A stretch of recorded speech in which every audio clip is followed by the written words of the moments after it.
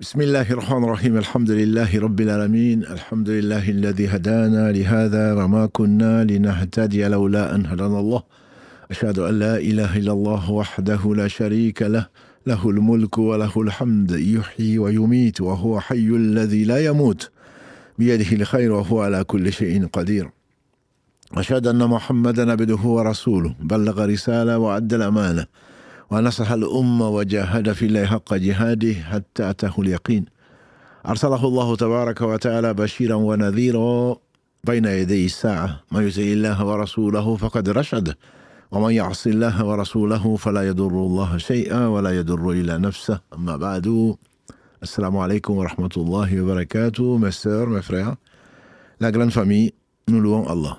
Il est le Sayyidine des louanges, le riche, l'omniscient, l'omnipotent, le miséricordieux par essence et par excellence. Nous le louons, nous revenons vers lui repentant, nous lui demandons protection contre les conséquences de nos péchés et lui se lancer le nombre. Nous demandons protection également contre les tendances de l'âme, et l'âme certainement ordonne le mal, hormis celle à qui Allah fait miséricorde. Celui qui Allah guide, nul ne saurait l'égarer. Et c'est ce que nous demandons, c'est une des sagesses pour lesquelles il nous demande de réciter la Fatiha dans chaque raka. Parce que c'est la demande la plus importante, l'invocation la plus importante dans la vie de quelqu'un. Celui qui Allah guide, nul ne saura l'égarer. Celui qui est privé de sa guidée, nul ne saura lui montrer le droit chemin. Donc malheureux dans ce bas monde, dans l'au-delà, malgré les apparences ici-bas. Nous remercions Allah pour tous ses bienfaits, ils sont innombrables, notamment pour l'islam, pour la foi, pour l'envoi de Mohammed sallallahu alayhi wa sallam, le meilleur des hommes que la terre a porté. Celui par qui Allah a ouvert les yeux aux aveugles. Et ce ne sont pas les yeux qui sont aveugles, en réalité, c'est le cœur qui est dans les poitrines. Nous attestons qu'il a fait parvenir le message, qu'il a conduit son peuple et l'humanité entière vers la miséricorde d'Allah subhanahu wa ta'ala. Qu'Allah bénisse ce prophète, sa famille, ses compagnons, tous ceux qui les auront suivis dans le droit chemin et nous fassent l'honneur d'en faire partie. Bienvenue, mes sœurs, mes frères, dans ce live donc du lundi, Islam au quotidien, comme nous l'avons appelé, et donc qui est votre live préféré de la semaine. Je rappelle qu'il y en a 3, lundi, mercredi et vendredi, à partir de 21h, 1h et demie environ. Et donc, pour ce live particulier, c'est ce qui vous concerne, ce qui nous concerne au quotidien, des questions que nous nous posons parce que nous savons que la vie de Siba n'est pas grand-chose. Et ce n'est qu'une épreuve, ce n'est qu'un terrain où Allah subhanahu wa ta'ala nous éprouve pour montrer aux autres, pour recruter des témoins et pour nous recruter comme témoins. Et donc, au travers des épreuves que Allah subhanahu wa ta'ala, dans sa sagesse et pour notre bien, nous met sur notre route. Qu'il soit loué. Subhanahu wa ta'ala, sa sagesse est parfaite, comme lui, c'est parfait. Donc, dans cette épreuve, dans ce live, le principe, on vous le rappelle, il marche maintenant depuis quelques mois, c'est que vous envoyez vos questions sur le site de la mosquée, tapez Mosquée Mirail, je dirais.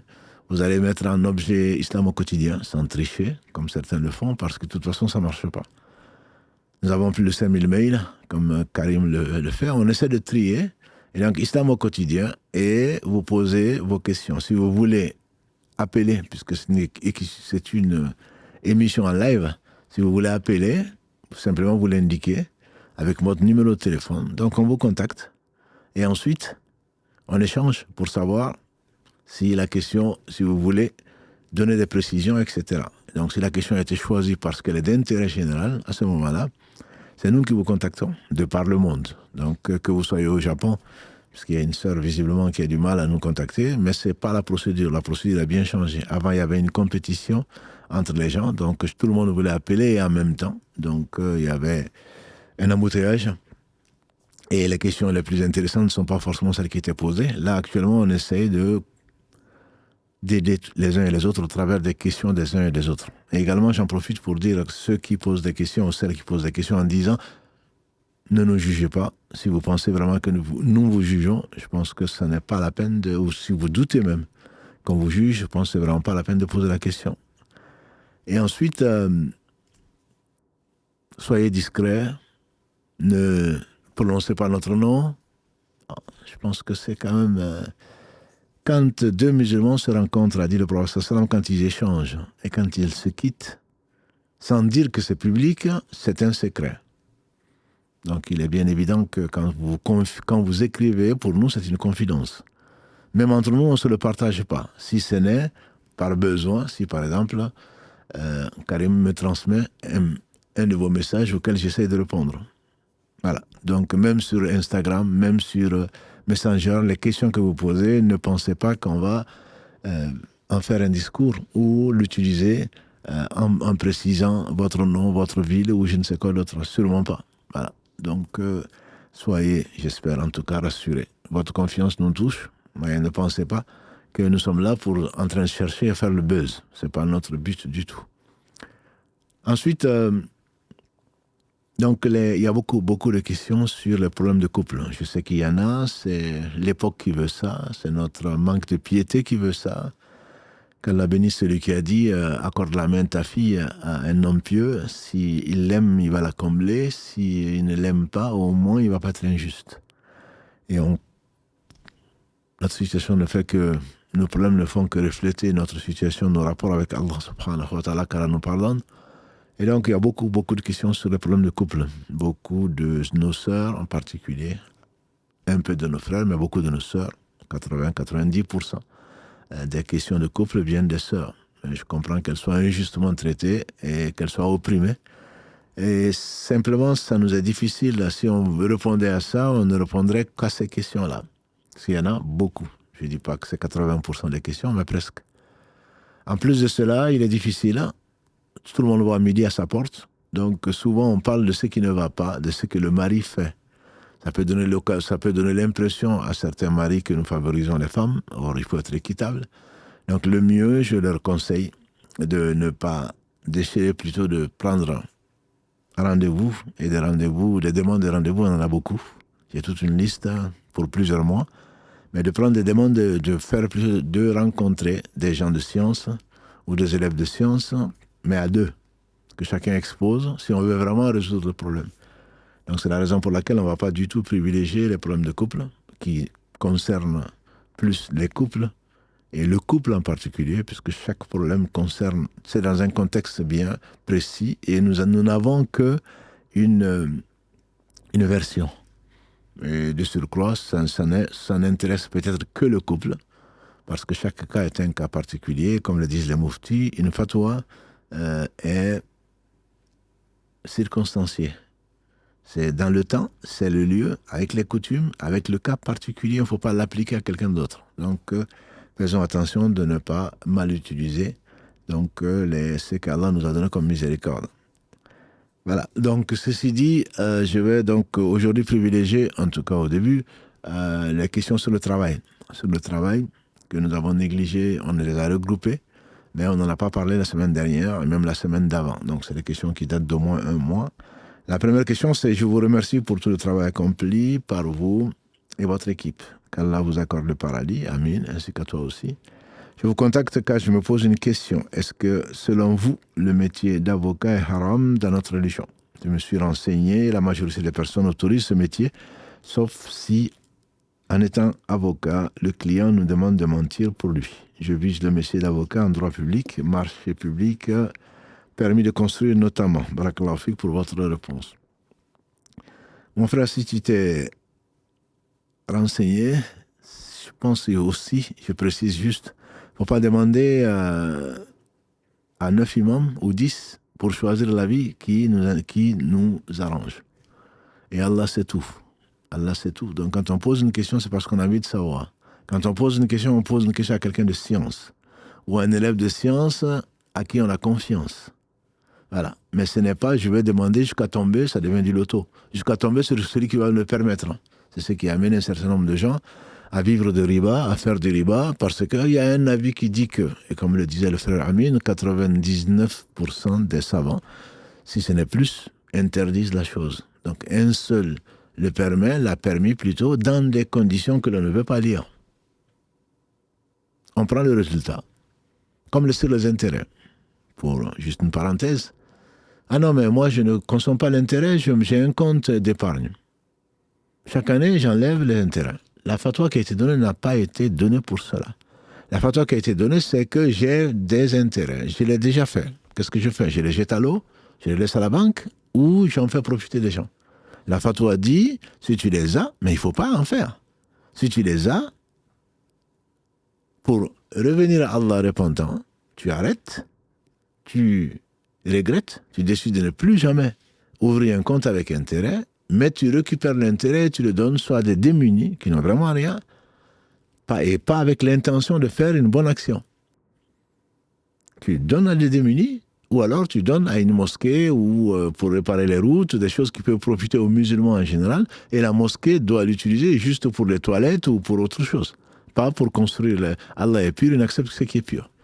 Voilà le sens de la fatwa. Voilà, on l'utilise. Non, moi j'ai un compte bloqué, j'ai un compte d'épargne, mais chaque année, et on va voir au mois de décembre, Inch'Allah, où il vous donne votre compte, le résultat plutôt de vos comptes, au mois de décembre, surtout janvier, on va recevoir beaucoup d'intérêt à donner aux uns aux autres. Si vous voulez le donner à une organisation humanitaire, mais ce n'est pas une sadaqa, ne pensez pas que vous êtes en train de faire du bien, et ce que vous faites, c'est un péché. C'est un péché. Même si vous n'en profitez pas, de surcroît. C'est la banque qui en profite. Non, vous le donnez à des orphelins, à une association humanitaire comme Afrique Charity, comme Firdaus Charity, comme je ne sais quoi l'autre. Eux, ils ont le droit de l'utiliser. Mais vous n'avez pas à le faire. Vous n'avez pas à le faire. Parce qu'on est dans la chaîne, on est sur la chaîne du péché. Donc toute personne qui participe à la chaîne du péché, sans toi, il n'y aurait pas eu d'intérêt. Sans toi, il n'y aurait pas eu de riba. Sans toi, je veux dire, tu y participes, au moins en partie. Donc, il faudrait que l'on craigne Allah subhanahu wa ta'ala et que l'on demande quand on ne sait pas et qu'on ne suive pas nos passions parce que ça nous arrange, ou alors qu'on n'écoute pas n'importe qui en train de dire n'importe quoi. Et c'est ce qu'il y a sur Google et avec tout ce que là vous savez. Autant que moi, sinon mieux que moi. Donc, le métier d'avocat, dans le domaine que tu précises, je dis bien dans le domaine que tu précises, marché public, permis de construire, etc. De ce que j'ai entendu sur la question, c'est que c'est permis à condition, effectivement, que tu défendes le cas des opprimés, puisque tu es un avocat, que tu défends le cas des opprimés sans mentir, sans tricher, etc. Parce que parfois, les avocats, pour que tu gagnes les affaires, notamment les questions de divorce ou de... Bon, quand on a un avocat, bien sûr, c'est pour défendre ses droits. Défendre ses droits est une permission. Si tu n'as que ça pour récupérer ce qu'Allah t'a donné comme droit, parce qu'on t'a spolié, parce qu'on t'a menti, parce que tu as eu des préjudices, il t'est permis de le faire. Il t'est permis de le faire, tu peux bien sûr ne rien faire et laisser Allah, qu'Allah subhanahu wa ta'ala règle les comptes et il le fera. Dans ce bas monde ou et dans l'au-delà, c'est certain. Voilà. Mais si tu veux récupérer des droits, parce que tu en as besoin, ceci est permis. Ceci est permis à condition, bien sûr, que tu n'utilises que le vrai. Que tu n'utilises que ce qui est permis d'utiliser, que les hommes ont fait de l'ijtihad. Ils ont dit, voilà les droits des uns et des autres en matière, par exemple, de marché public. Non, les hommes ont décidé ça, la loi dit ça, bon, mais que tu défendes celui qui a été spolié, celui qui a été opprimé, bien entendu, et en espérant même que tu auras la récompense. Voilà.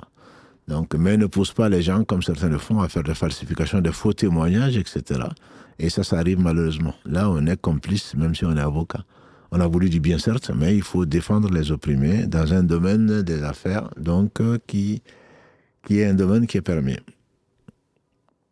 Deuxième question, ou série deux questions pour le même, sur notamment le travail au noir, comme ils appellent, ou sans contrat. Alaykoum salam, je viens vers vous car j'ai une question importante liée au travail. Étant donné ma situation, il m'est très difficile de trouver un emploi avec mon voile et d'autres aspects religieux. J'ai fait de nombreuses candidatures sans succès et aujourd'hui, les seules opportunités qui s'offrent à moi concernent les emplois sans contrat, donc au black. Ma question est, est-ce que dans l'islam, il est permis d'accepter ce type de travail de manière temporaire en attendant une meilleure situation, ou bien est-ce que cela est considéré comme haram? J'ai entendu différentes opinions, certains disent que ce n'est pas bien, d'autres que c'est toléré en cas de besoin, et j'aimerais avoir votre éclairage religieux sur le sujet, Inch'Allah. Barakallahu fikoum pour votre réponse. Donc ma soeur, qu'Allah te facilite donc ton épreuve ou tes épreuves, il faut déjà savoir si, alhamdoulilah, tu habites seul, si tu n'as pas de père, si tu n'es pas mal, si tu es célibataire, etc., etc. Dans l'islam, n'en déplaise aux détracteurs, le père est responsable de ses enfants jusqu'à l'âge de la puberté. Quant aux filles, il est responsable jusqu'à ce qu'elles soient mariées. Elles ne sont pas obligées de travailler. Je sais qu'il y a quelques personnes qui pensent qu'elles ont fait des études, il faut absolument qu'elles travaillent, etc. Oui, tu peux travailler dans ce qui est légal. Donc, une fois, si tu as ton père, c'est à lui. S'il le refuse, bien sûr, il est dans le péché. Si ce n'est pas lui, ce sont tes frères. Bien sûr, aujourd'hui, non, dans le monde dans lequel on vit, on ne peut pas faire ceci, on ne peut pas faire cela. Au moins, tu réclames ton droit. C'est ton droit, ma soeur. Tu n'as même pas à rougir. Parfois, on dit non, je me sens comme un paria, je me sens comme quelqu'un qui demande la charité. Non, tu ne demandes pas ta charité, c'est ton droit. Chacun a son rôle, chacun a ses droits, et c'est sur ses devoirs qu'on sera interrogé. Donc ce père ou ce frère ou ce mari qui t'envoie, comme souvent on le voit, t'envoie travailler pour pouvoir aller en vacances, pour pouvoir donner des vacances aux enfants, pour qu'ils aient des je ne sais quoi d'autre. Bon, tu assumes. Tu assumes. Si tu travailles, c'est dans des conditions que Allah permet, subhanahu wa ta'ala. Et ce travail n'est pas une fin en soi, ce n'est qu'un moyen pour se rapprocher d'Allah. On a été comme une fois, en tout cas, les anciens, ou ceux qui ont vécu dans certaines situations, les vacances, on ne savait pas ce que c'était. Aujourd'hui, effectivement, ici, en Europe en particulier, donc ne pas envoyer ses enfants en vacances, ben, quand ils reviennent, quand ils vont à l'école où tu as été, il y a même des familles, paraît-il, qui se sont enfermées en été et fermé les volets. Ils étaient dedans, ils avaient fait des réserves. Ils étaient dans une grande surface, faire des réserves pour quelques semaines. Pour que les gens disent, ils ne sortaient pas de chez eux. Et après, quelques semaines, ils ressortent en disant, ouais, j'ai été à la mer, j'ai été dans telle région, etc. Parce qu'on vit pour les autres. Combien de gens de notre génération, en tout cas, n'ont pas été en vacances des années et des années. C'est pas pour autant qu'on n'est pas là aujourd'hui. Donc, il faut savoir ce que l'on veut dans la vie. Si on travaille, il faut savoir pourquoi. On ne travaille pas pour travailler, on travaille pour vivre. Et donc, si tu as, alhamdulillah, grâce à Allah, Allah te donne les moyens d'être nourri, logé, vêtu, et que tes besoins primaires soient satisfaits, c'est ton droit. Donc, je ne peux pas répondre comme ça qu'il faut absolument le faire ou pas, si tu es marié, si tu n'es pas marié, si tu as un père qui est vivant, etc., etc. Si effectivement tu ne peux pas, tu es obligé de travailler, ben à ce moment-là, il faudrait effectivement chercher, patienter, prier pour avoir le travail qui pourrait t'amener vers Allah subhanahu wa ta'ala, en tout cas, dans les meilleures des conditions. Après, les gens qui proposent ces contrats-là, si le travail est halal, bien sûr que le salaire aussi l'est. Simplement, tu rentres... pourquoi pas de contrat? Parce qu'ils ont des charges. C'est de la triche. Ils profitent des routes, ils profitent des facilités que l'État met en place. Je ne défends personne, mais simplement, je dis, les impôts servent certainement à des choses qui ne te concernent pas, ou même que tu repugnes, mais ça sert également à des choses qui concernent tout le monde. Toi, tu ne veux pas déclarer pour avoir de l'argent, mais en même temps, tu désobéis. Tu violes la loi, tu désobéis. Et donc, le fait de travailler au noir, c'est une complicité avec les gens qui trichent. Je ne dis pas que leur travail n'est pas halal, mais c'est de la triche. Ils font des fausses déclarations, tant aux allocations qu'aux impôts, peut-être même à France Travail, etc. Et Karim a déjà fait un réel dessus. Voilà. Donc, si tu as le choix, ma soeur, ne le fais pas. En tout cas, ce que je te conseille, ne le fais pas. Si tu n'as pas le choix, Allah sait que tu n'as pas le choix, alors tu pourrais le faire en attendant et en cherchant activement. En tout cas, c'est ce que conseillent les savants. Ce que conseillent les savants, après, d'autres pseudo-savants te donneront autre chose. Encore une fois, si vraiment tu as des avis, si tu demandes des avis, demande des avis de gens de confiance. Des gens de confiance et pas l'avis du premier venu, puisque c'est bien connu, beaucoup de musulmans sont spécialistes de tout. De tout. Une autre question en rapport avec ça. Salam alaikum, je suis allé au marché dimanche, celui qui est pas loin du palais de justice, donc elle parle de Toulouse. Pas loin du palais de justice, je voulais acheter un survêtement de marque pour mon fils de 7 ans. J'ai remarqué au vendeur, j'ai demandé au vendeur plutôt si on pouvait payer par une carte bancaire. Il m'a dit oui, d'un air dégoûté. Il m'a dit, je préfère la monnaie, comme ça je ne déclare pas aux impôts. Bien entendu, ce qu'il fait, il pense gagner. Non, non, mais il n'applique, c'est pas des lois d'Allah, d'accord? Mais est-ce qu'Allah t'a interdit d'appliquer les lois, la carte bancaire et le reste? Non. Parce que quand on paye par carte bancaire, ma soeur, c'est qu'ils ont, ils ont une taxe. Bien sûr, ils n'ont pas fait ces cartes pour eux. Il y a une taxe. Donc, ils veulent éviter ça. C'est pour cela qu'ils veulent du liquide. Mais Allah ne t'a pas interdit de payer le travail qui a été fait par qui que ce soit. Le concepteur de cette carte, ou le concepteur, ou celui qui traite la carte, ou je ne sais pas, tout le processus. Voilà. Donc, voilà. Donc, il triche, certainement, comme tu dis, qu'il ne veut pas déclarer aux impôts. Il m'a dit que ça, j'ai acheté le survêtement, j'ai payé par carte bancaire, et c'est que le vendeur, il prend les péchés. Est-ce que le vendeur prend les péchés s'il ne déclare pas la monnaie des billets qu'il a gagnés? Non, je te dirais, ça ne doit pas être ton souci. Si tu as participé à ça, est-ce que toi tu as les péchés ou pas? C'est plutôt ça le problème. Si effectivement tu sais qu'il triche, tu es quelque part complice, ma soeur. Et mon frère qui écoute est également complice. Et nous sommes nombreux à accepter cela parce que ça nous arrange. Bon, si on sait que c'est interdit, le mieux, en tout cas, c'est de s'en éloigner. Pour faire simple, si les gens payent par carte bancaire, il est obligé de déclarer cela, ce qu'il a gagné. Je dirais, ça, si c'est lui qui pose la question, j'aurais des conseils à lui donner. Si c'est en monnaie, donc billet, il ne va pas déclarer. Je suis retourné le dimanche d'après et il m'a sorti l'excuse, l'appareil pour payer avec la carte bancaire ne fonctionne pas. En plus, il ment. Donc, c'est pas mieux. C'est pas mieux. Donc, qu'Allah vous accorde le firdaus sans jugement et sans péché, on dirait Amin. Amin. Qu'Allah subhanahu wa ta'ala nous guide surtout vers ce qu'il aime et les œuvres qui conduisent à son amour. Parce que ça s'y fait partie des œuvres, l'honnêteté, la sincérité, la droiture font partie donc des jeux. إن الذين قالوا ربنا الله ثم استقاموا تتنزل عليهم الملائكة ألا تخافوا ولا تحزنوا وأبشروا بالجنة التي كنتم توعدون. C'est qui dit notre Seigneur Allah, et nous sommes nombreux à le dire. ثم استقاموا, et ils sont restés droits, et ils sont peu nombreux. Les anges descendent sur eux au moment de leur mort, disent les savants, en disant, ne t'inquiète pas, ne sois pas triste, hein. Nous t'annonçons la bonne nouvelle du paradis. Donc ce paradis, il a un prix, comme l'a dit le professeur sallam, n'est-ce pas que le paradis, c'est la marchandise d'Allah, quand il dit dans le verset 111 de la sourate 9, Allah a acheté aux croyants, inna Allah ashtara minal mu'minina anfusahum wa amwalahum bi anna lahul jannah. Donc qu'Allah accepte ton vœu et ton invocation, mais il y a un prix. Le prix, c'est quoi? Le prix, c'est la droiture. Le prix, c'est la crainte d'Allah subhanahu wa ta'ala. Le prix, c'est la loyauté vis-à-vis tout un chacun, comme nous l'a enseigné le prophète sallallahu alayhi wa sallam. Allô, salam alaikum.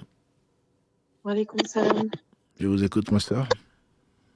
Déjà, je vous remercie beaucoup de prendre mon appel. Ça fait longtemps que je vous écoute, donc voilà, je suis un peu stressée de vous parler, mais ça va aller. Ça va aller, Inch'Allah. Donc, je vais essayer de rester proche de mon texte. Karim m'a autorisé à poser 2 questions, mais voilà, on va voir si j'arrive. D'accord. Donc, ma situation, en fait, je suis née d'un père musulman et d'une mère non musulmane. Oui. Je suis née, j'ai pas eu de baptême avec, voilà, on m'a pas rasé la tête, il n'y a pas eu forcément de tout ce qui est préconisé dans le cadre de la Sunna. Et j'ai pas été, mes parents ont divorcé quand j'avais 2 ans, donc j'ai pas été éduquée, j'ai grandi avec ma mère, donc j'ai pas été éduquée dans la religion. D'accord. Mais voilà, j'ai toujours été quand même entourée de ma famille musulmane du côté de mon père quand j'allais au bled, etc. Et voilà, mais c'est vrai que je pratiquais pas. Et là, on va dire que ça fait à peu près 4-5 ans que j'essaye vraiment de pratiquer. J'ai toujours eu la foi, même si j'étais pas pratiquante étant petite et que j'ai pas eu d'éducation religieuse, j'ai toujours eu la foi grâce à Allah. Et maintenant, voilà, ça fait plusieurs années que j'essaye de me rapprocher du droit chemin et d'essayer de rester dedans.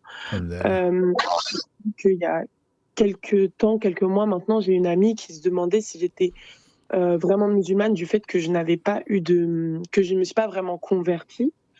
Et c'est vrai que bah, moi, à l'époque, donc à 15-5 ans, quand j'ai commencé à prier, je m'étais renseignée et comme on m'avait dit que mon père était musulman, j'étais pas considérée comme une femme convertie. Mais c'est vrai que pendant toute cette période-là, où j'étais encore adolescente, etc., si on me demandait si j'étais de quelle religion, j'ai pu dire des phrases du type que je ne suis pas musulmane, par exemple. Donc je sais pas si d'un côté ça m'a fait sortir de la religion ou si je dois. Et du coup, je sais pas trop si aujourd'hui est-ce que je dois. Elle m'a conseillé peut-être d'aller voir un imam, faire la shahada devant un imam, etc. Je sais pas si c'est un conseil que je dois suivre et qu'est-ce que ça veut dire aussi pour tous mes actes que j'ai fait auparavant, ou si je suis considérée comme musulmane et du coup j'ai aussi une dette de tout ce que j'ai pas fait avant. Voilà, c'est un peu les questions que j'avais et aussi par rapport au baptême. Du coup, quand je me suis renseignée, j'ai vu que c'était pas forcément une obligation, mais plus une sunna fortement recommandée. Donc je sais pas si c'est ça ou pas. Voilà, je voulais avoir un peu des informations. Non, mais alhamdulillah, c'est que musulman, tu l'es. Mais on a un petit souci de connexion. Ma soeur, on a un petit souci de connexion. Il y a beaucoup de. Est-ce que c'est mieux là? Oui, c'est mieux maintenant. Ouais. Voilà, donc tu es musulmane parce que ton père est musulman. Ensuite, c'est à toi de choisir ta religion après. Mais tu es musulmane, donc il n'y a pas de problème sur ça. Est-ce que tu dois te convertir ou pas? Je dirais que tu es déjà converti, comme beaucoup d'entre nous. Celui qui revient vers Allah est un converti, entre guillemets, puisque le repentir efface ce qui a été fait avant. Donc, quelque part, tout musulman est converti tout le temps, même si la reconversion concerne surtout les gens qui n'étaient pas musulmans du tout. Donc, moi, je dirais que tu es musulmane et que ce que tu as fait, qu'Allah l'accepte. Si tu fais la prière en particulier, au travers de ça, tu confirmes, tu attestes dans ta prière, comme une fois par jour, qu'Allah seul mérite l'adoration, que Mohammed est son messager. Donc, à partir de ce moment-là, si les gens te voient prier, ils témoignent pour toi que tu es musulmane. Voilà. Donc, ce n'est pas. Pour moi, tu n'es pas obligé de le faire. Maintenant, si ta conscience est bousculée, que ça t'empêche de dormir, ou à ce moment-là, je te dirais de le refaire. Mais ce n'est pas, c'est plutôt pour toi-même. Et j'espère surtout que tout ce que tu auras fait jusque-là, que Allah l'aura accepté, quoi. Donc, je ne pense pas qu'il faille non plus. Satan, il est là en train de dire, mais finalement, tu es en train de se fatiguer, tout ce que tu fais là, ça ne sert à rien. Non, ça, c'est pas lui, c'est qu'il fera, ça lui servira à rien, certainement. Donc, il ne faut pas l'écouter. Il faut continuer. Et si tu es musulman, les gens, tu as des témoins pour toi.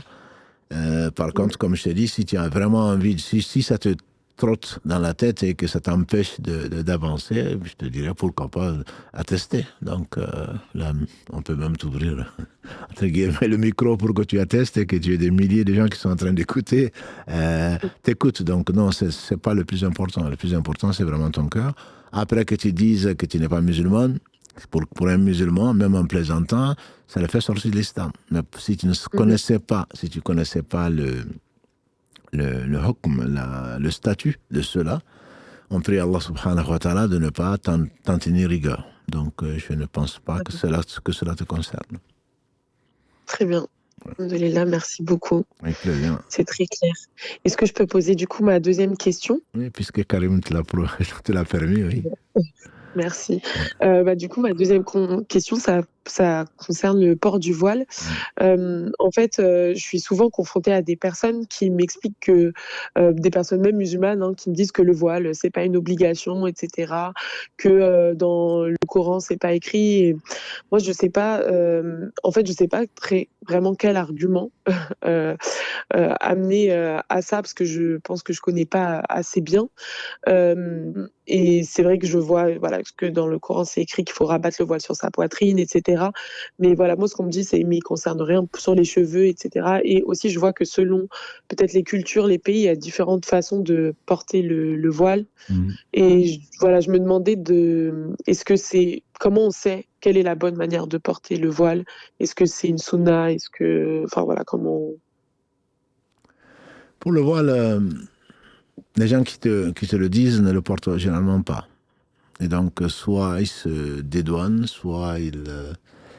À mon avis, c'est plus par jalousie qu'autre chose.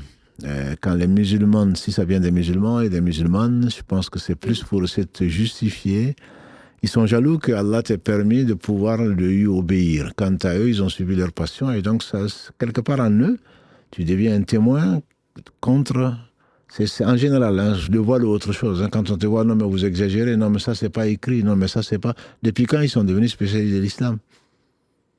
Aujourd'hui, sur CNews ou n'importe où, on appelle n'importe qui pour parler d'islam. Quand il faut parler du christianisme, on va appeler un prêtre.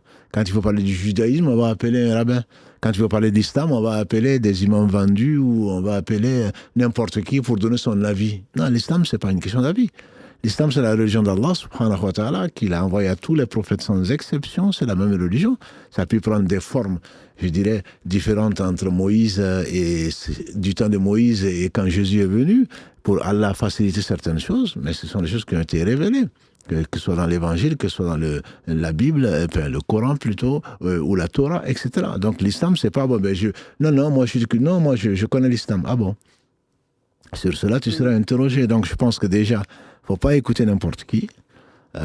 Souvent, c'est pour suivre leur passion, c'est clair. Et à mon humble avis, c'est par, comme Allah le dit aux gens du livre qui sont venus avant, c'est par jalousie de ce qu'Allah nous a donné. Allah nous a conservé le Coran, Allah a parfait ses bienfaits sur nous, et donc ça ne plaît pas à tout le monde.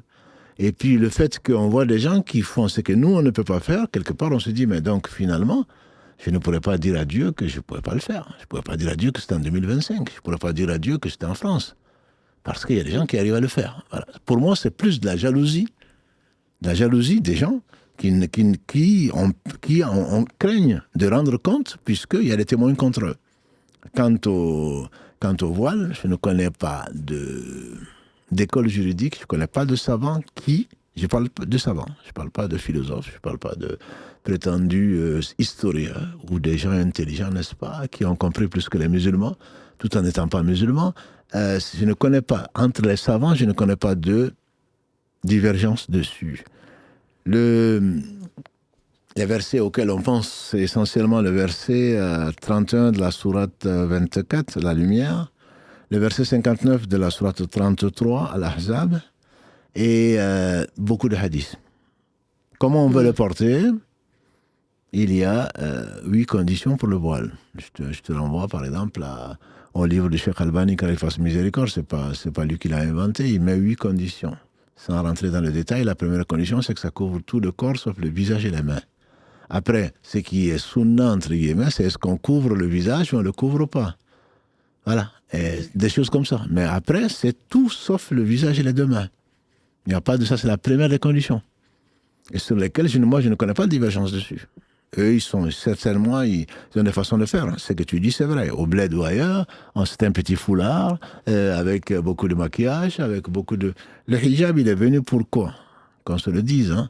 Entre autres, verset 59 de la sourate 33, Allah met en garde après, en disant, quand il dit au prophète, dis à tes épouses, à tes filles, aux femmes de croyants, de ramener sur elles un grand voile, pour qu'elle soit plus vite reconnue. Le voile n'est pas venu, contrairement à ce qu'on entend aujourd'hui et hier, pour soumettre la femme. Le voile est venu pour la protéger.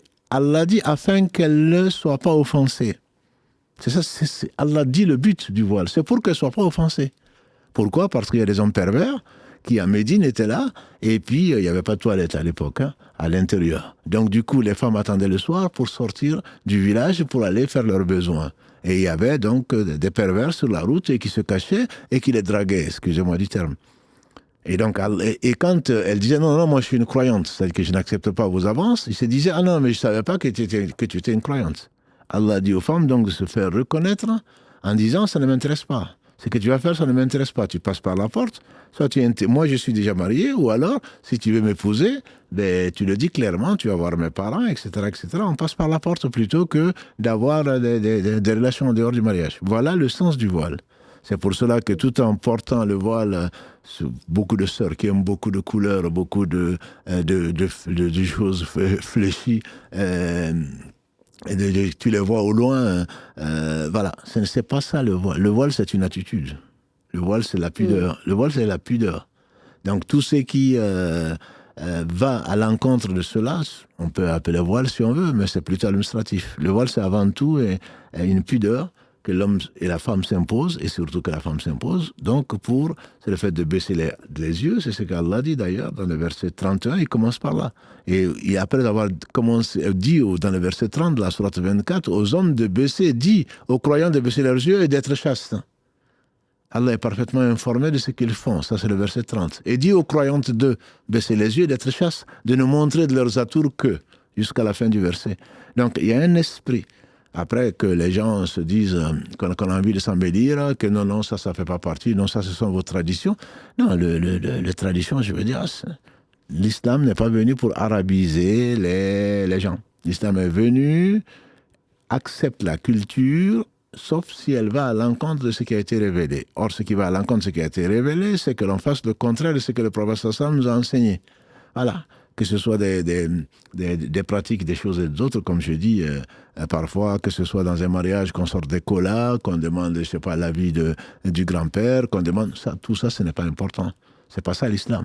Voilà, c'est pas ça l'islam. L'islam, c'est impliquer la famille, et notamment les géniteurs, dans le projet de mariage, parce qu'il est important, parce que le lien de parenté est important.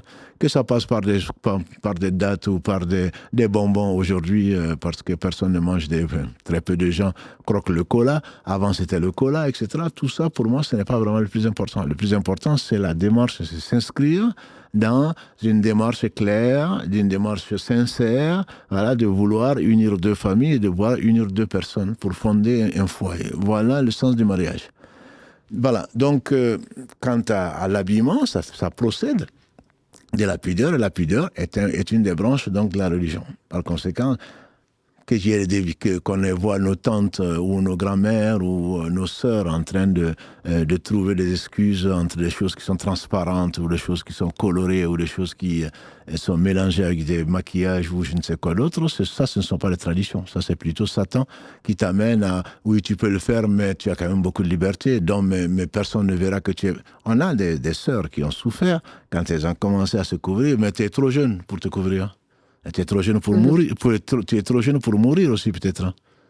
Non, mais si tu te couvres, tu n'auras aucun homme qui va venir te chercher. Non, c'est dépiquant.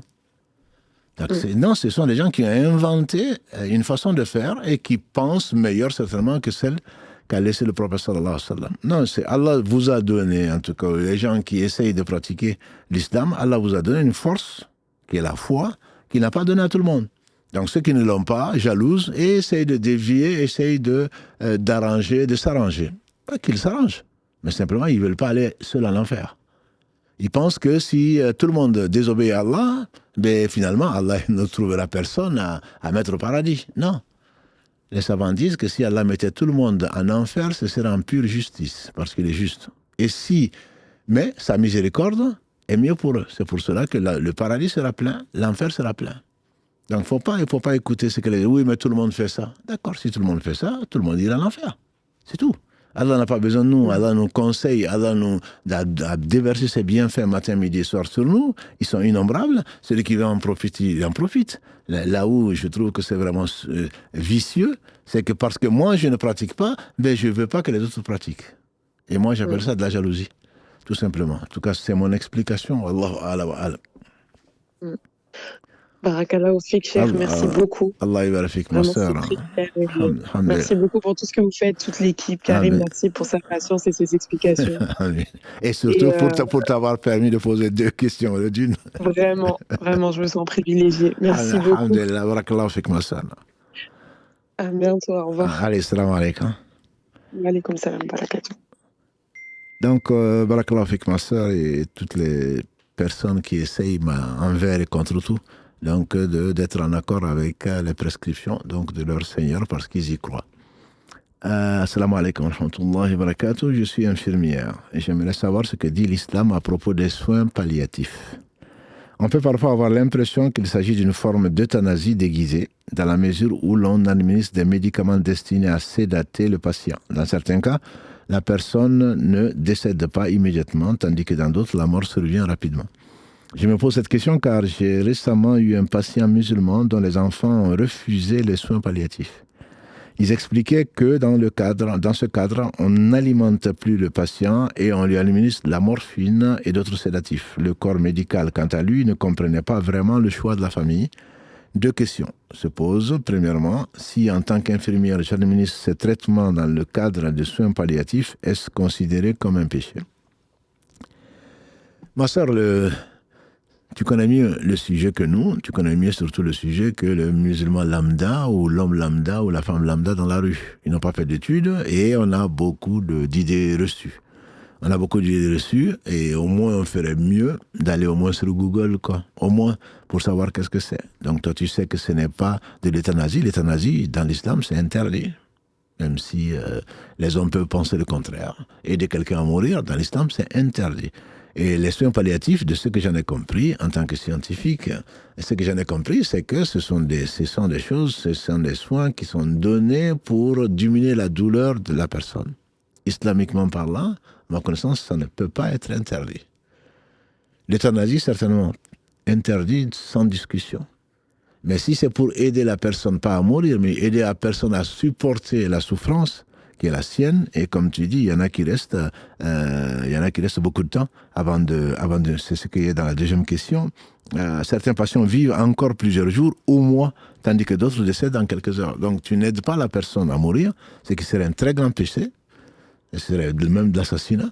Mais si ce n'est pas le cas, si c'est pour l'aider à traverser l'épreuve donc de la mort, ou plutôt de la maladie, qui conduit inévitablement à la mort, à ma connaissance, il n'y a pas d'interdiction. Après, les gens qui te l'interdisent, j'imagine que c'est des gens qui ne connaissent pas et qui pensent que oui, mais du temps du prophète sallam, il n'y avait pas de sédatif. Mais bien sûr, du temps du prophète sallam, ou même tu vas au village aujourd'hui, des soins de confort, parce que les soins palliatifs sont des soins de confort. C'est bien entendu. Dans beaucoup de cas, les gens ne peuvent pas en bénéficier. Ils vont quand même mourir. Donc il faut savoir, mes frères et sœurs, que ce n'est pas quelqu'un qui va écourter ta vie. C'est 50 000 avant qu'Allah n'écrit les cieux et la terre, il a décrété que tu vas mourir de ceci et dans telles conditions.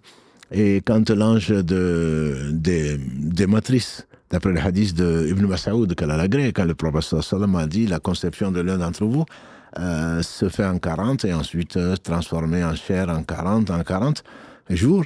Et ensuite, il a dit, donc, l'ange chargé des matrices va inscrire 4 choses, dont son terme. Son terme est écrit. Donc, ce n'est pas parce qu'on a subi des soins sédatifs, des soins palliatifs, que l'on va mourir plus tôt. Mais la mort est difficile. Quand je me rappelle, je n'y étais pas.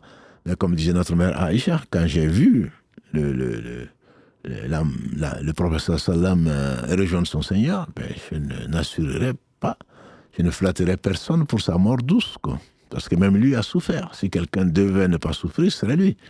Donc la mort est très difficile.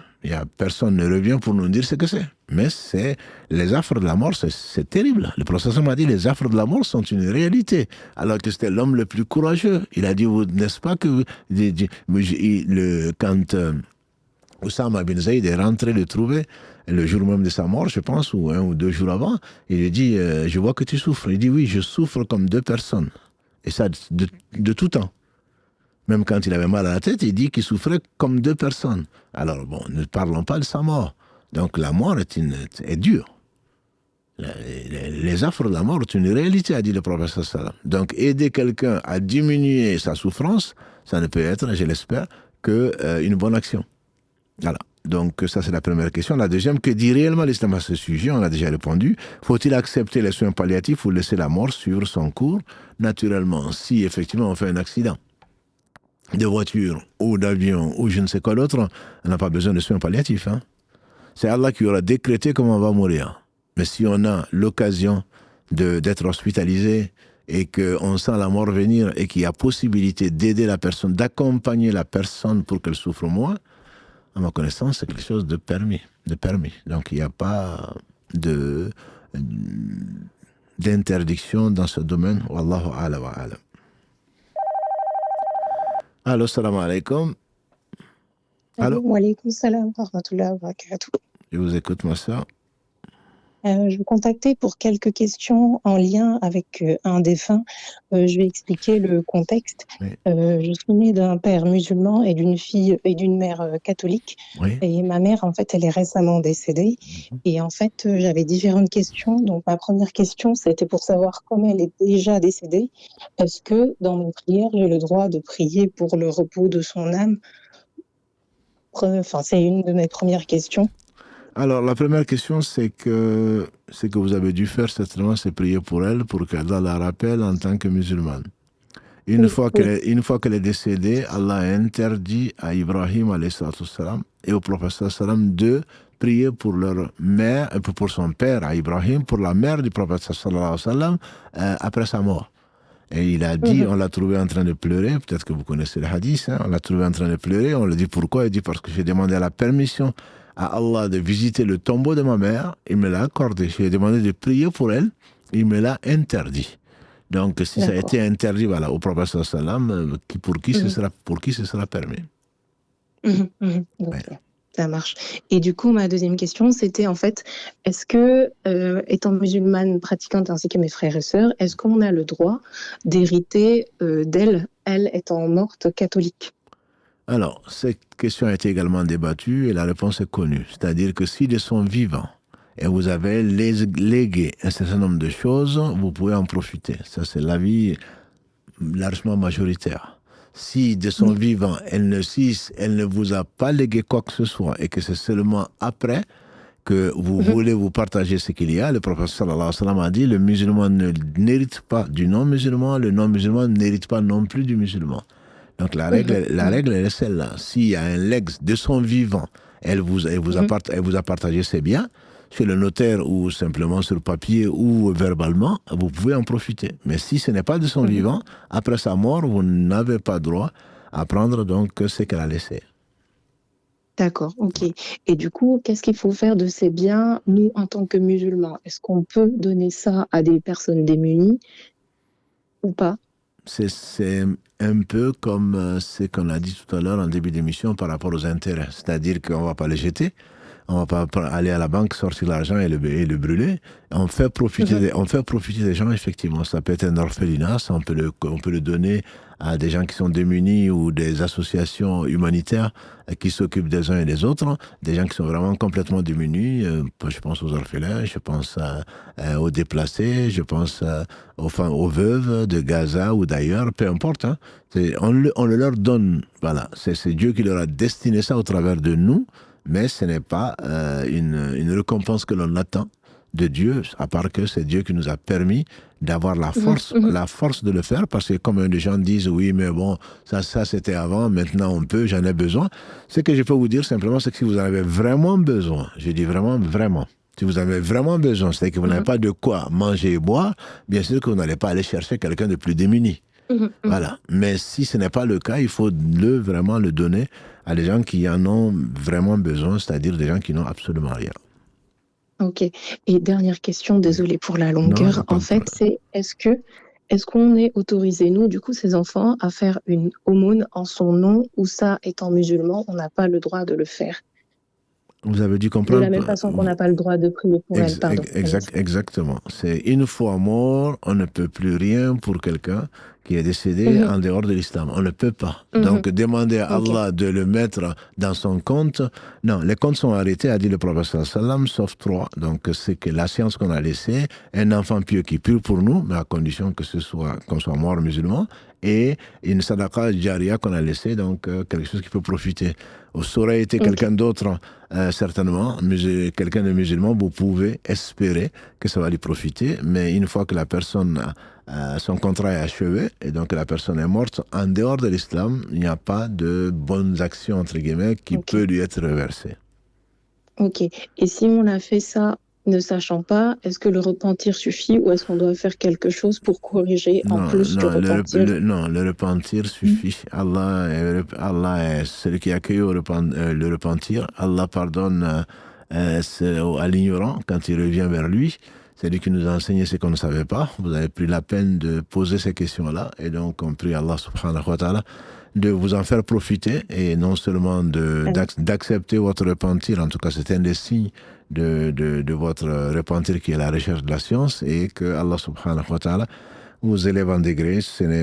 On peut espérer la miséricorde d'Allah et son pardon tant que on croit en lui et qu'on espère en lui. Et voilà, donc il n'y a pas, à ma connaissance, autre chose à faire que de regretter, de lui demander pardon et décider de ne plus jamais le refaire. D'accord, ça marche. Merci beaucoup, c'est très clair. Barakallahu fik, qu'Allah vous accorde le paradis sans jugement. Amin, à vous aussi. Et ainsi qu'à toute l'équipe. Et merci beaucoup à Karim aussi. Voilà, barakallahu fik. Salam alaikum. Wa alaykum salam wa rahmatullahi wa barakatuh. Une question en rapport avec le décès également. Ici, ma mère est décédée au mois d'août. Et je ne sais pas si elle a payé la zakat al-mal ces dernières années. Je vais la sortir pour l'année 2024 et 2025. Mais pour les autres années, je ne sais pas si elle l'a fait. Et que puis-je faire? Alors, qu'Allah lui fasse miséricorde, puisque tu parles de zakat, donc elle la devait. Moi, je te dirais que Allah, dans la sourate 4 en particulier, à plusieurs endroits, dit que toujours pour l'héritage, après avoir payé les dettes et le legs donc, que la personne a fait. À partir de ce moment-là, la zakat fait partie des choses qu'on doit prélever. Prélever, je dirais, parce que c'est le droit du pauvre. Allah en a fait, verset 60 de la sourate 9, Allah a nommé 8 catégories.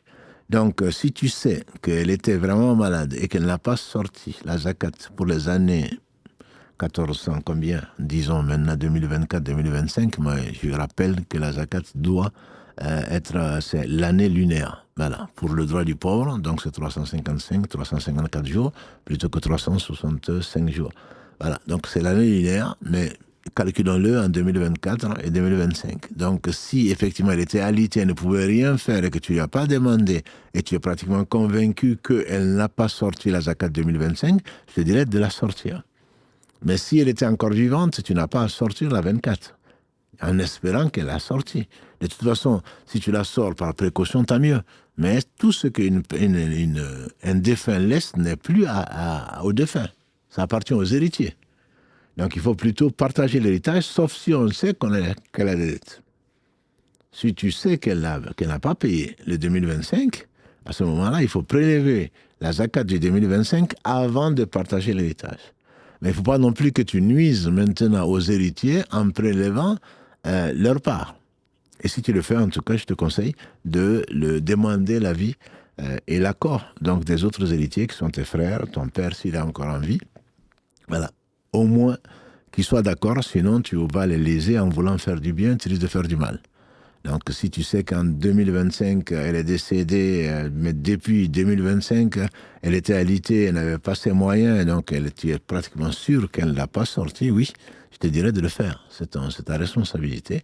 Mais si ensuite tu veux remonter à 2024 par précaution, 2023, 2022, je ne pense pas que tu en aies le droit, sauf à demander, sauf à en être sûr, auquel cas tu as le devoir de le faire et d'en informer les héritiers. Je ne suis pas en train de gaspiller votre argent, mais elle le doit. Si ce n'est pas le cas, si tu doutes, je préfère au moins que tu en discutes avec tes frères et sœurs et qu'ils acceptent plutôt qu'ils te demandent demain des comptes parce que tu leur as pris de leur héritage. Wallahu a'lam wa a'lam. Allô, salam alaikum. Allô. Allô, salam alaikum. Alaikum salam. Vous allez bien? Alhamdulillah, barakallahu fik, et vous? Ça va, alhamdulillah. Je suis très contente de passer à l'antenne aujourd'hui. Alhamdulillah, barakallahu fik. Je voulais vous remercier déjà pour tout ce que vous faites. Soyez la bienvenue.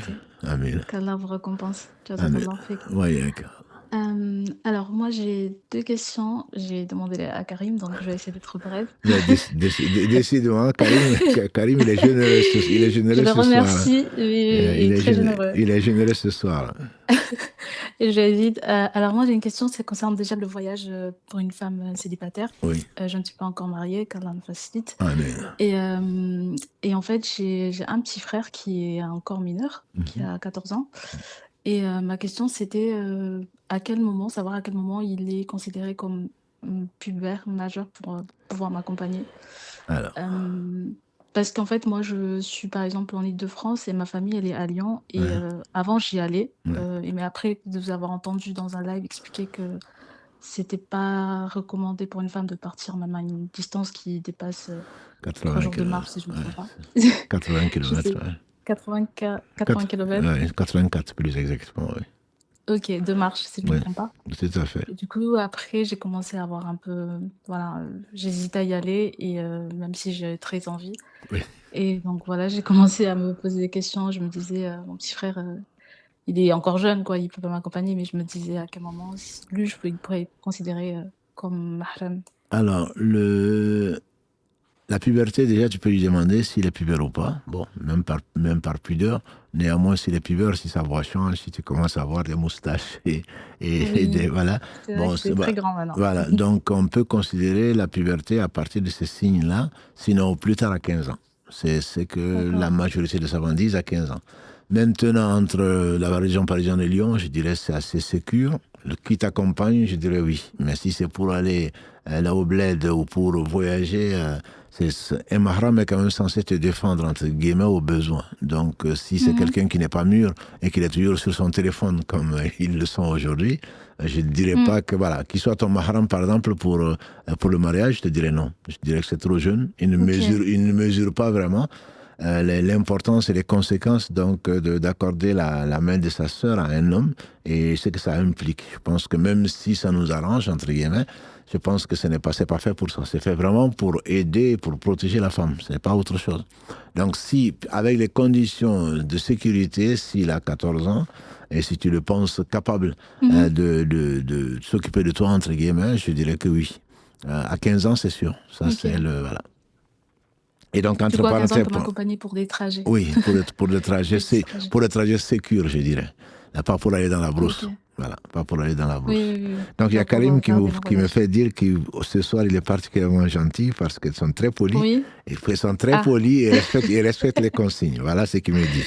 merci. En tout cas, je le remercie beaucoup, Voilà. beaucoup, beaucoup. Je le Alhamdulillah. dirai. Et du coup, pour la deuxième question, Oui, c'était par rapport au mariage oui, et vous savez, tout ce qui est célébration, oui. la culture, vous savez, moi, je suis enfin, de culture africaine, c'est toujours une célébration un peu festive Ouais. et c'est très compliqué parce qu'aujourd'hui, par exemple, on peut pas dire on va pas aller dans un mariage d'une sœur, d'une cousine, d'un membre de la famille parce que bah il y a de la musique ou il y a de la mixité, des choses comme ça, Mhm. sachant que c'est la culture. Et ma question, c'est comment arriver à pallier ça, enfin, à ne pas se sentir rejeté ou ne pas se mettre de côté, dire ne pas participer alors que C'est une très bonne alors question. C'est que c'est beaucoup très de gens, difficile. beaucoup d'entre nous vivent. Hein. Beaucoup d'entre nous vivent. Je pense que déjà, il faut être gentil comme vous l'êtes, d'après Karim. Oui. Il faut être très respectueuse. Il faut, voilà. Et je pense qu'il faut toujours, je disais tout à l'heure avec un reconverti, il faut se fixer un objectif, c'est d'être excellent. Donc, dans la pratique de D'accord. l'islam, il faut être excellent. C'est-à-dire qu'il faut faire du bien contre le mal qu'on nous fait. Et donc, on va entendre Mhm. des critiques, ça fait pleurer, on n'aime pas du tout ça. Mais pour Allah, on le fait. Et donc, à partir de ce moment, il y aura toujours Allah va nous défendre. Donc, quand ça, moi, je ne peux pas le faire. Je ne peux pas le faire. Mais en même temps, la préparer, l'aider, si c'est ta cousine ou ta Mhm. soeur, l'aider matin, midi et soir pour se préparer, pour machin, lui faire des cadeaux, tout ce que l'on veut pour le mariage, et être au Mhm. service de ta mère qui va être préoccupée que par ça pendant quelques mois. Mhm. Voilà. Donc, mais quand tu as participé à ce qu'Allah n'aime pas, il ne faut pas le faire. Si on le fait, c'est sous le prétexte pour ne pas être rejeté. Si Allah nous rejette, c'est terminé. Quelqu'un disait, mieux Ouais. que moi, il disait qu'a perdu celui qui a gagné Allah. Et qu'a gagné ce qui a perdu Allah. Donc, Ouais, ouais, c'est on très prend vraiment difficile. énormément de risques, hein, malheureusement. On prend beaucoup de Mhm. risques, mais je pense qu'il faut rester soi-même. Et l'invitation à un mariage ou à autre chose, la réponse à une invitation est une obligation. Ça fait partie des 5 ou 6 obligations du musulman pour son frère. Sauf si on est convaincu que dans l'invitation, on va trouver quelque chose d'interdit. Donc, si c'est interdit, on n'a pas à le faire. On n'a pas à le faire. On ne ment pas non plus. On peut trouver un prétexte.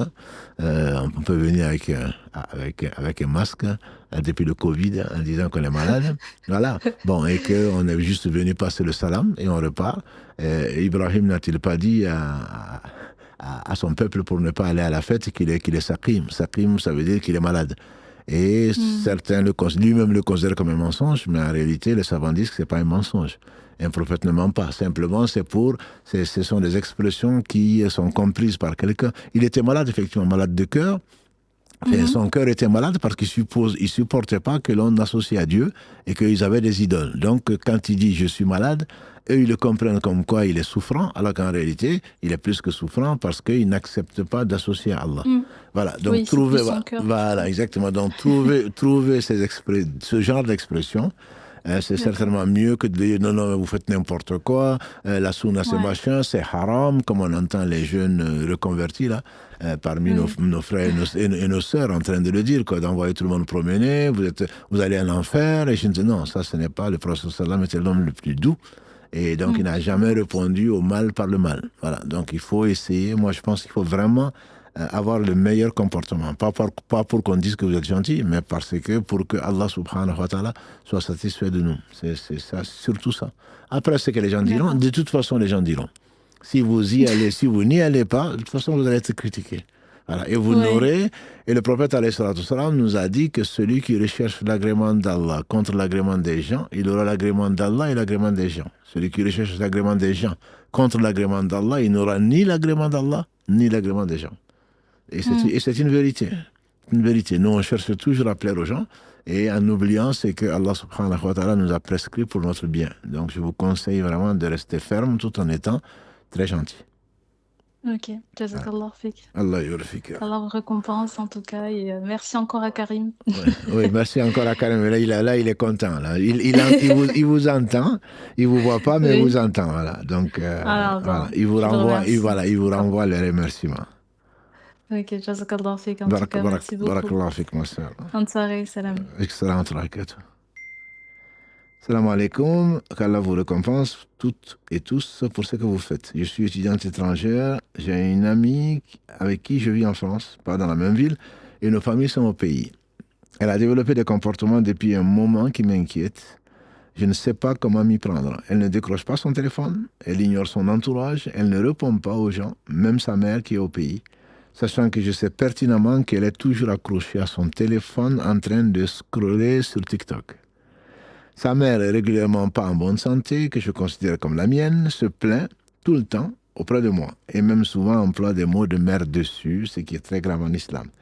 J'ai essayé de la raisonner en vain, même la pousser dans la prière, mais elle se comporte comme si ce n'était pas important. Je dirais qu'elle est même négligeable vis-à-vis de son entourage. Négligente, j'imagine. Même sa propre famille. J'ai essayé de comprendre ce qui n'allait pas, mais elle me dit à chaque fois qu'elle n'a rien. À la voir, je dirais qu'elle n'a rien, effectivement. Juste insouciante et ignorante. Mais je ne sais pas, Allahu A'lam. Je suis fatigué de parler, de voir que je ne suis pas considéré. Et sa famille ne cesse de me contacter donc pour prendre ses nouvelles, sauf que je n'ai aucune nouvelle d'elle. Elle ne répond pas, sauf si elle a un besoin.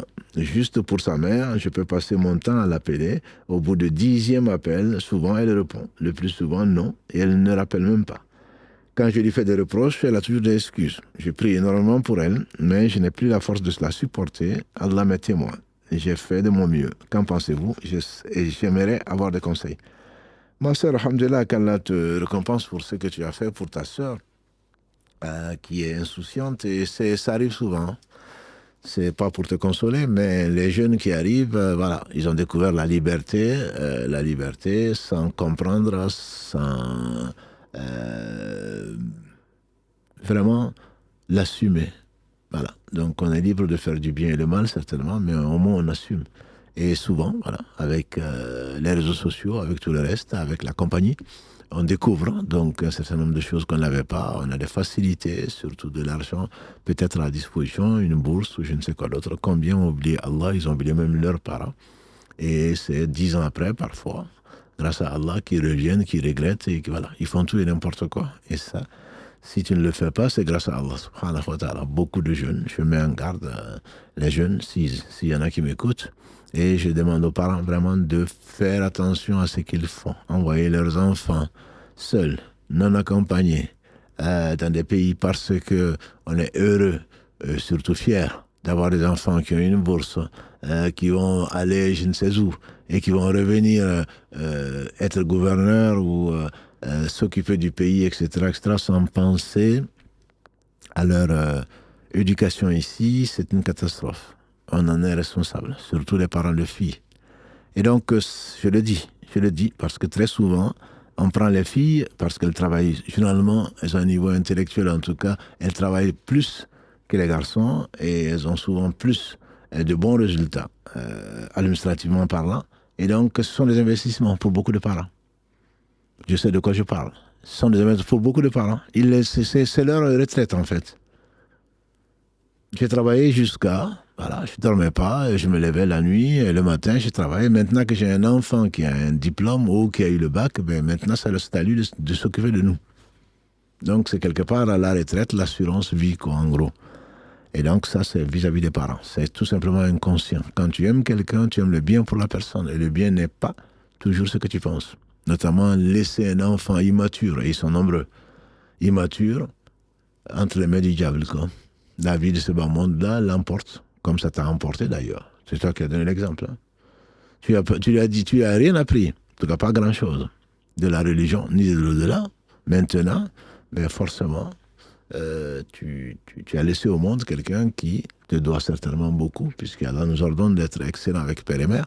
Mais en même temps, c'est quelqu'un que tu as lâché pensant que tu l'as aimé. En réalité, non. Tu n'as aimé que toi-même. Tu n'as aimé que ce que tu vas prendre de cet enfant-là. Donc ça, crains Allah, reviens vers Allah repentant. Et je le dis à nos parents qui nous écoutent, et nous sommes tous parents. Ensuite, pour répondre à ta question, ma soeur, c'est tu as fait ce que tu as pu faire. Tu peux continuer si tu peux continuer. Ne te dis pas, j'en ai marre, j'ai assez fait. Non, si tu peux, fais-le. Tu le fais pour Allah. Et ne vois pas que ça, sa réaction. Elle est aveugle. Elle est aveugle, ou au moins borgne. Et elle ne voit pas grand-chose. Elle ne voit surtout pas son intérêt. Et aller sur TikTok, c'est pas TikTok qui va la faire rentrer au paradis. Voilà, donc essaye de l'accompagner, prie pour elle, comme tu dis, tu pries énormément pour elle, c'est tant mieux, si tu peux, continue, demande à Allah de la guider, continue à l'appeler, il se peut qu'un jour Allah lui ouvre le cœur, voilà, ne désespère pas, mais si tu peux pas, effectivement, moi je mentirais pas, je dirais simplement à sa mère, maman, puisque c'est comme ta mère, j'aimerais bien, mais je l'appelle 10 fois et elle ne répond pas, voilà, c'est tout, tu n'as pas cafeté. Tu n'as dit que la vérité. Voilà. Donc, essaye de continuer, Inch'Allah, continue de prier pour elle. Et si tu n'y arrives plus, Allah ne charge aucune âme au-dessus de ce qu'elle peut supporter. Voilà. Et qu'Allah te facilite et te récompense par le meilleur. Allô? Allô, salam alaikum. Wa alaykoum salam wa rahmatullah. Vous allez bien, cher? Alhamdulillah, et toi? Ça va, alhamdulillah. Alhamdulillah. En fait, moi, j'ai une question qui est un peu longue. J'espère que vous avez le temps, que ça vous dérange pas. Mais c'est plutôt pour les auditeurs, si tu peux la... Ça va être rapide, ça va Voilà. être rapide. Là. Ok. Du coup, en fait, je vous explique la situation. En fait, nous, on est une famille de 6 personnes. Et mon père, il a un frère. Et avec ce frère-là, ils sont dans une entreprise. Oui. Vous voyez? Et le souci, c'est qu'en fait, il y a un an, le frère de mon père, donc mon oncle, Oui. il a parlé avec une certaine personne qui était africaine. Il a parlé avec lui en Turquie. Et cette personne-là, elle est en Afrique. Et en fait, le souci avec cette personne-là, c'est une personne qui demande tout le temps de l'argent à mon oncle. Mais tout le temps. Vous voyez? Oui. Et mon oncle, tout le temps, il donne l'argent. Vous voyez, il s'est endetté, il a demandé à des personnes de l'argent. Et en fait, il est endoctriné avec eux. Et mon frère, enfin mon oncle, il était très proche avec mon père. Et depuis qu'il parle avec cette personne-là, elle s'est beaucoup éloignée de mon père. Vous voyez? Oui. Et nous, on s'est renseigné un peu. Par exemple, moi, je suis un peu les rappels de Cheikh Aziz Farhan, Cheikh Ibn Baz, Othaymin. Et ils ont dit comme quoi ces personnes-là, ils sont des charlatans. Parce qu'en fait, ces personnes-là, ils ont fait quoi? Cette personne, elle est venue chez mon oncle. Elle a fait quelque chose dans une pièce et elle a fermé cette porte à clé. Et elle a dit, nous ferme cette porte. Ouvre cette porte que quand je t'autoriserai. Oui. Et elle parle avec mon oncle tout le temps le soir. C'est tout le temps le soir qu'elle parle avec mon oncle. Et en fait, je sais pas comment expliquer, mais mon oncle, il veut rien savoir. Quand on lui explique les rappels, quand on lui explique que c'est des charlatans, qu'on lui explique tous les détails, il veut pas entendre. Oui. Et en fait, et le truc, c'est qu'en fait, cette personne-là, qui arnaque mon oncle, elle dit comme quoi c'est un business qui doit, en fait, on doit finir un produit. Et le produit en question, à la fin du produit, ça s'appelle Jinn. Vous voyez? Et c'est par rapport à l'or, vous voyez? Et on dit tout ça à mon oncle et tout, il veut pas entendre. Et du coup, moi, je voulais savoir, en fait, vos conseils, savoir ce que vous en pensez et si vous avez des solutions. Parce qu'on aimerait qu'un imam lise sur lui et tout, mais il veut pas aussi. Il veut rien savoir. Et on voudrait l'attacher. Du coup, c'est pour ça que je vous ai appelé directement. Alhamdulillah, tu fais bien d'appeler, mais si tu as des conseils d'une base sur Uthaymin, qu'Allah leur fasse miséricorde, Cheikh Farhan, qu'Allah le préserve, je pense pas que tu pourrais te donner le meilleur conseil. C'est parce qu'effectivement, ce que tu décris là, c'est un comportement de charlatan qui utilise la naïveté, la faiblesse psychologique de ton oncle pour certainement lui envoyer soit des djinns, soit autre chose. S'il rentre dans la maison qu'on n'ouvre pas, qui n'est pas de chez lui, il faut jamais l'ouvrir, il faut ceci, c'est plus que suspect. C'est plus que suspect. Il ne faut pas du tout croire à ce qu'ils disent en plus, parce qu'on risque de prendre des péchés, etc. Donc ton oncle, je pense, il est omnibulé, il a été possédé. C'est pour cela d'ailleurs qu'il n'accepte pas qu'on lise sur lui. Donc je pense qu'on ne peut pas l'attacher, mais je pense qu'il faut il faut prier, bien sûr, il faut prier. Ensuite, il faut faire la ruqya. Si on peut le faire directement, il faut le faire, c'est-à-dire qu'il faut le maîtriser sans bien sûr le violenter et l'obliger à écouter du Coran. Si ce sont des djinns, ils vont partir. Ils ne peuvent pas refuser. Ils peuvent résister, mais ils finiront par partir. Moi, c'est ce que je vous conseille. Si vraiment vous n'y arrivez pas, je pense au moins il faudrait que beaucoup de savants acceptent faire de l'eau coranisée, c'est-à-dire lui mettre de l'eau, son eau préférée, et mettre lire le Coran pas sur pas de YouTube ou d'ailleurs, carrément le lire et puis faire le souffle, comme le disent les savants, c'est en soufflant dessus, c'est ce souffle-là. C'est dans ce souffle qu'Allah a mis à baraka. Ce n'est pas comme les gens pendant le ramadan, ils viendront avec des seaux d'eau ou des litres et le mettre sous le haut-parleur. Ça c'est pas du tout de la ruqya, comme le Cheikh Farhan l'a déjà dit d'ailleurs. Et ça, ce n'est pas de la ruqya. Donc, soit vous lui faites écouter le Coran, bon, là, c'est de la ruqya, soit alors vous prenez de l'eau, ou ce qu'il mange d'ailleurs, ça peut être, puisque la ruqya, c'est surtout. Donc, de prendre de la nourriture ou prendre de l'eau qui est plus simple, ou un jus si c'est ce qu'il préfère, lire dessus, crachoter dessus, lire dessus, etc. Et lui faire boire, et il se peut qu'Allah subhanahu wa ta'ala le délivre par là. Mais ne le laissez pas lui-même, parce que ce que tu dis ressemble vraiment beaucoup à de la possession, et c'est probablement avec un charlatan qu'il est lié. Voilà ce que je peux te conseiller. C'est très voilà, kalafik. Et le truc aussi, c'est qu'il s'est douché avec un produit qu'eux, ils ont envoyé sur lui. Ouais. Il y avait ça aussi. Non, mais bon, alhamdulillah, s'il l'acceptait, s'il était conscient, ce serait plus facile de l'aider. S'il est conscient qu'il est malade, c'est plus facile, il va prendre son médicament. C'est-à-dire, il y a cette douche aussi qu'on peut faire avec de l'eau coranisée, mais qu'on ne laisse pas aller dans les eaux usées. On ferme la douche et il se lave avec de l'eau coranisée. Ensuite, on recueille cette eau-là et on met plutôt sur la végétation. Mais ça, c'est parce qu'il est conscient. Mais si tant qu'il n'est pas conscient, on peut pas soigner quelqu'un qui n'accepte pas sa maladie. Donc, si vraiment il n'accepte pas sa maladie, c'est difficile. Je pense qu'on peut le soigner qu'à contre-cœur, auquel cas il va pas se laver avec. Commencez déjà par beaucoup de dua, c'est ce que vous faites certainement. Ensuite, faites-le boire de l'eau sur laquelle on n'a récité que le Coran. Et quand vous allez voir sa réaction et que si ça va mieux à ce moment-là, une fois qu'il revient à lui-même, on peut continuer le traitement, notamment par la douche, par autre chose, tout en continuant, bien entendu, les prières et le reste. Mais c'est très probablement un charlatan et qui a utilisé des djinns pour posséder votre oncle, quoi, et qu'Allah lui vienne en aide. Et par rapport à la porte fermée, est-ce que vous savez pourquoi elle est fermée? Ça fait 1 an et demi, elle est fermée sans que je sois ouvert.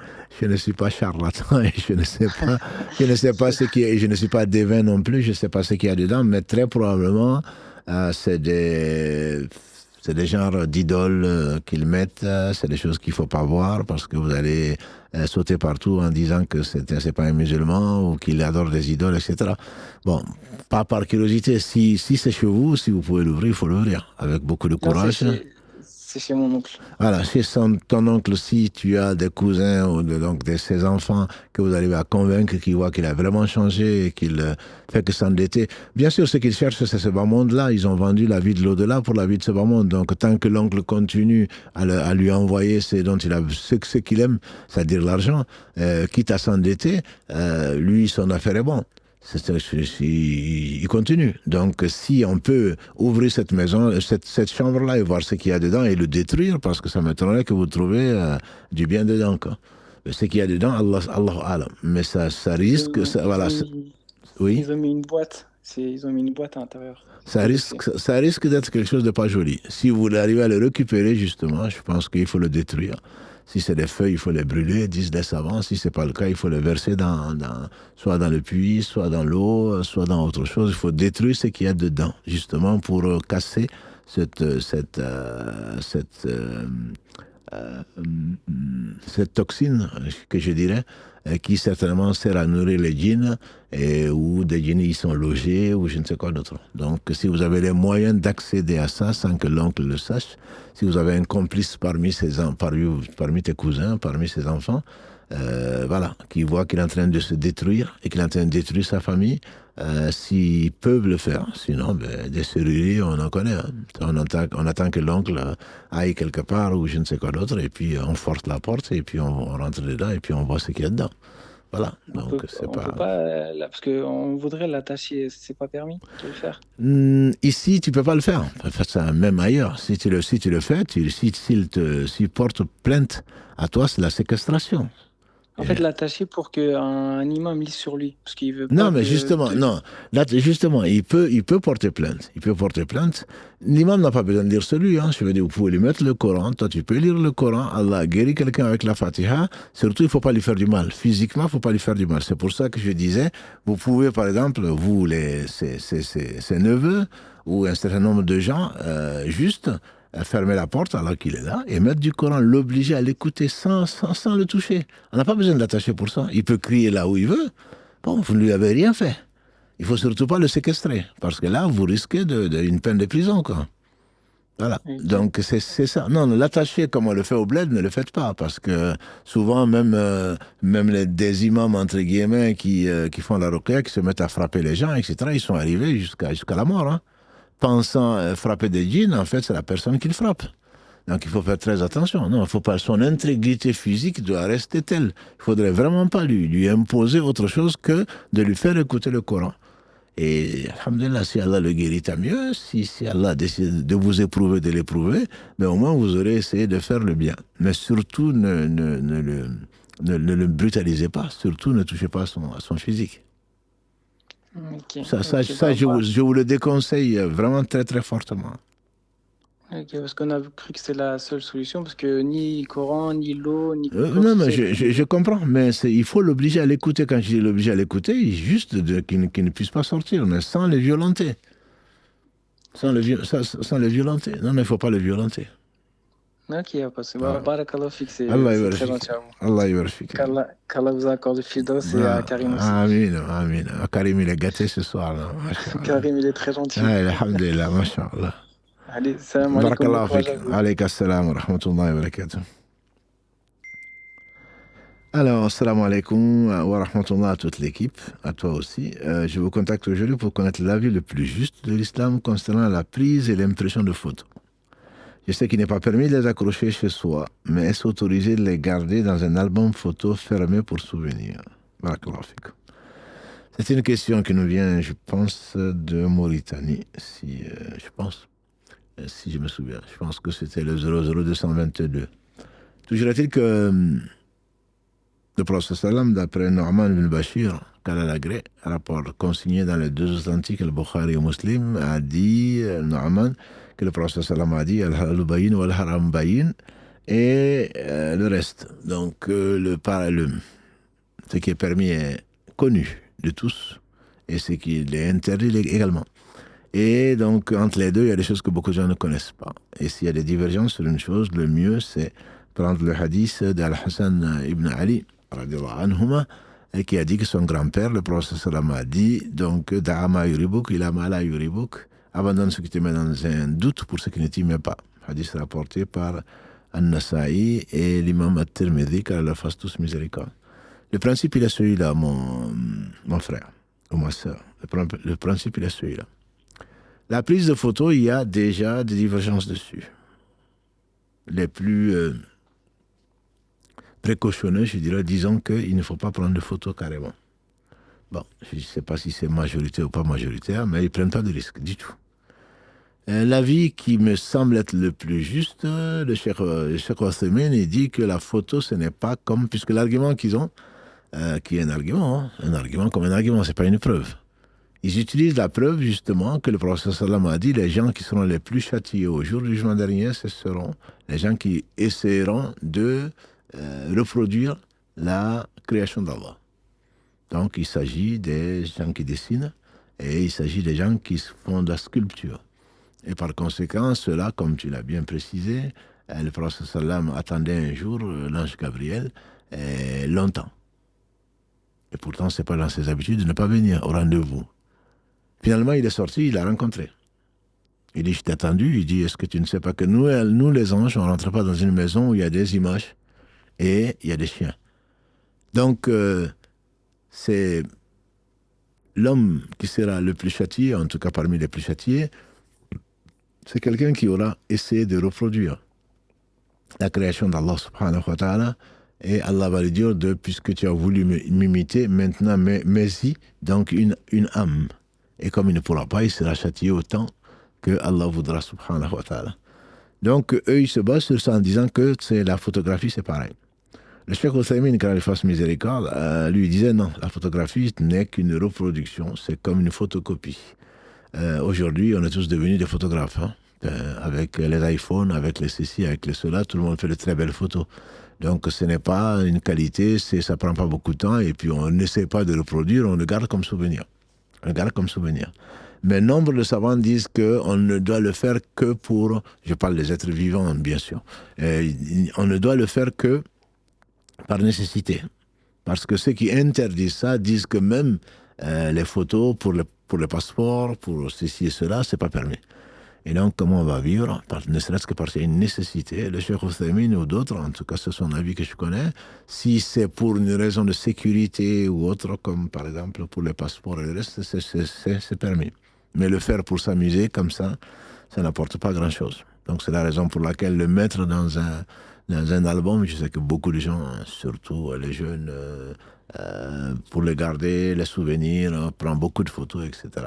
Ça ne doit pas être un réflexe, ça fait penser au passé, peut-être pour se réjouir, mais ça n'apporte pas grand-chose. Moi, je conseille à tout un chacun de ne pas vivre de ça, de ne pas vivre dans le passé, de ne pas vivre de souvenirs déjà, de travailler pour l'au-delà qui est très très proche, et donc d'aller vers l'avant et de ne pas être trop nostalgique.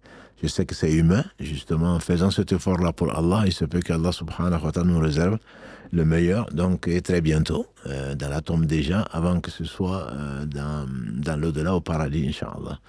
Donc je dis ce que les savants disent, c'est-à-dire que je pense qu'il faut vraiment éviter de s'attacher à tout ce qui est matériel, s'attacher à tout ce qui est de ce bas monde-là, il faut l'éviter, Un homme est venu meilleur que moi, il est venu demander le prophète sallam, d'après le hadith de Sahl ibn Sa'd al-Sa'di. Un homme est venu demander au prophète sallam, dis-moi une chose par laquelle Allah va m'aimer et les gens vont m'aimer. Il a dit, abandonne ce bas monde, Allah va t'aimer. C'est que ça abandonne, bien sûr, tu vas pas te suicider. C'est que ce bas monde ne doit pas représenter plus qu'il est. Il ne représente pas grand-chose.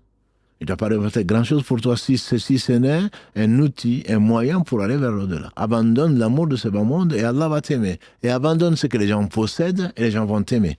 Et effectivement, si tu ne rentres pas en concurrence avec les gens pour ce qu'ils aiment, les belles voitures, les belles villas, je ne sais quoi d'autre, les festivités, ben ils vont te dire, voilà quelqu'un de bien, parce que tu ne rentres pas en compétition avec eux. Donc, pour avoir l'amour d'Allah et donc être garanti de son amour, de son alliance, de sa présence et du bonheur ici-bas d'ailleurs, avant le delà, certainement, c'est le fait de faire de ce bas monde comme un passage. Et le poète disait, le seul vers peut-être en arabe que j'aime bien et que je connais, Inna lillahi ibadan futana tadlaqu dunya wa khafu fitana. Allah a des serviteurs intelligents. Inna lillahi ibadan futana, ils sont intelligents. Tadlaqu dunya, ils ont divorcé avec ce bas monde. Wa khafu fitana, ils ont craint donc les tentations. Et jusqu'à la fin de ces vers-là, ils sont très beaux. Voilà. Donc moi, je te conseille, mon frère ou ma soeur, je te conseille vraiment de ne pas faire de ce bas monde ta priorité. Si tu le fais, tu risques de le regretter. Allahu a'lam. Donc on va s'arrêter là. Il est déjà 26 pour aujourd'hui, en espérant avant tout avoir profité de ce temps qui sera, Inch'Allah, un témoin pour nous et non contre nous. On remercie Allah subhanahu wa ta'ala de nous avoir donné cette opportunité, parce que bientôt ça va forcément s'arrêter. Et donc on profite, il nous a fait profiter de ce temps-là, qu'il accepte le peu qu'on a fait, et qu'Allah subhanahu wa ta'ala vous aime et vous fasse aimer les choses qu'il aime et les actes qui conduisent à son amour. Et barakallahu fikum pour votre patience, pour votre fidélité, surtout pour votre confiance. C'est ce que dit souvent Mohammed Adda, et il a bien raison. Et ça n'a pas de prix. Donc Karim se joint à moi pour vous remercier encore. Et barakallahu fikum pour ceux qui ont prié pour nous et ceux qui continuent de prier pour nous. Et on prie également pour vous, qu'Allah subhanahu wa ta'ala nous réunisse au meilleur endroit et qu'Allah subhanahu wa ta'ala nous fasse aimer donc ce qu'il aime et qu'il fasse miséricorde à ceux qui nous ont précédés, qui nous réserve le meilleur, d'abord dans la tombe et ensuite donc dans l'au-delà. Et qu'Allah pardonne à nos frères et sœurs et guide les gens qui sont égarés parmi les musulmans et les non-musulmans, afin que, avant qu'ils les rencontrent, on soit exempt de tout péché. Voilà ce que l'on souhaite, le musulman, pour le musulman comme pour le non-musulman. Qu'Allah guide donc les égarés et qu'il nous préserve de leurs mots et de leurs stratagèmes. Et ils ne pourront faire que ce qu'Allah subhanahu wa ta'ala a déjà décrété 50 000 ans avant qu'il n'ait créé les cieux et la terre. Barakallahu fikum. Notre prochain rendez-vous, donc, c'est mercredi, donc dans 2 jours, à 21h, pour parler de sauver son âme. Qu'Allah subhanahu wa ta'ala bénisse Mohammed, sa famille, ses compagnons, tous ceux qui les auront suivis dans le droit chemin, et nous fasse l'honneur d'en faire partie. Subhanakallahumma bihamdika. أشهد أن لا إله إلا أنت أستغفرك وأتوب إليك. سبحان ربك رب العزة عما يصفون والسلام على المرسلين والحمد لله رب العالمين. والسلام عليكم ورحمة الله وبركاته.